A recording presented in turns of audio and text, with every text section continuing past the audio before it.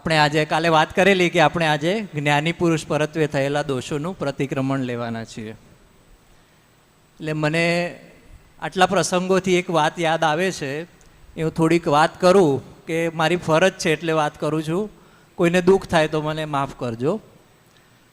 આપણે ચૈત્ય સ્મારક બનાવ્યું, તો ચૈત્ય સ્મારકનું મહત્ત્વ શું છે અને એની ત્યાં આપણે બેસીએ તો શું નીતિ નિયમ પાડવા જોઈએ, એની આપણે અત્યાર સુધી કોઈ દિવસ વાત કરી નથી.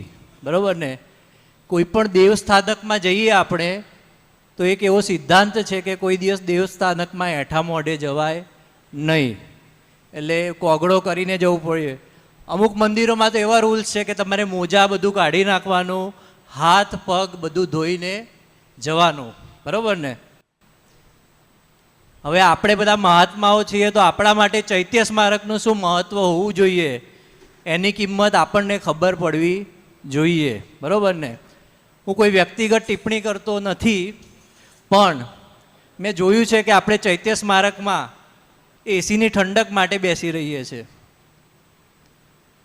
આપણે ત્યાં બેસવાની ના નથી, પણ ત્યાં બેસીએ તો આપણે ત્યાં બેસીને મોબાઈલ ફેંકતા હોઈએ તો એ યોગ્ય નથી.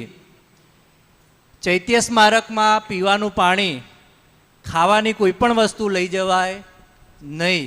બરાબર ને? આપણે આ બધા નીતિ નિયમો છે પણ મહાત્માઓને કીધા નથી અત્યાર સુધી.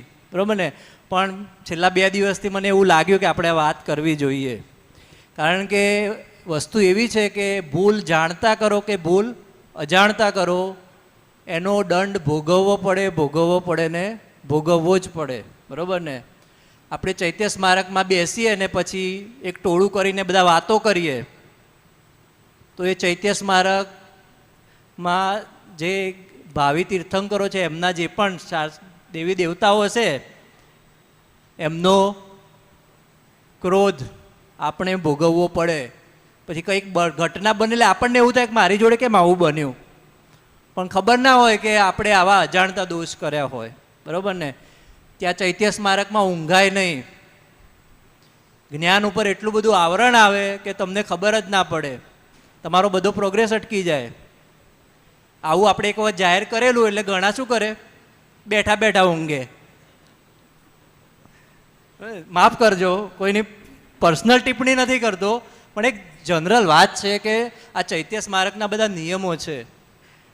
ત્યાં ખાવા પીવાનું નહીં, એઠા મોઢે જવાનું નહીં, ત્યાં પાણી કે કશું લઈ નહીં જવાનું. ત્યાં ફક્ત બેસીને આપણે દાદાની ભક્તિ કરવી. આપણને દાદાએ સત્સાધન આપ્યા છે, ચરણવિધિ આપી છે અને પ્રતિક્રમણ આપ્યા છે. તો આપણે ચૈત્ય સ્મારકનો ઉપયોગ ત્યાં આ વસ્તુ કરવા માટે કરવાનો, નહીં કે આપણને ગરમી લાગે છે માટે ત્યાં એસીમાં જઈને આપણે બેસી રહીએ. એસીમાં બેસવાની ના નથી, પણ એસી શેના માટે લગાવ્યું છે કે ત્યાં બેસીને તમે ભક્તિ કરતા હો તો તમને તકલીફ ના પડે એટલા માટે. પણ અહીંયા ગરમી લાગે એટલે ત્યાં બેસીને પછી આપણે ટોળું કરીને વાતો કરીએ, મોબાઈલમાં રીલ જોઈએ, વિડીયો જોઈએ, યોગ્ય નથી. બરાબર ને? એટલે કોઈને પણ દુઃખ થયું હોય તો મને માફ કરજો, અને આવું કર્યું હોય તો દોષ યાદ કરી અને આજના પ્રતિક્રમણમાં બધું ધોઈ નાખજો. દાદાએ શું કીધું છે, આપણું અત્યારનું જીવન છે ને એ બોર્ડ જેવું છે. બોર્ડમાં જેટલું લખ્યું હોય એટલું આ છેલ્લો શ્વાસ છે ને ત્યાં સુધી ભૂસીને બદલી શકાય એવું છે. જેવો છેલ્લો શ્વાસ ગયો એટલે તમારા બોર્ડ ઉપર જેટલું લખાયું એટલું પરમેનન્ટ માર્કરવાળું થઈ ગયું.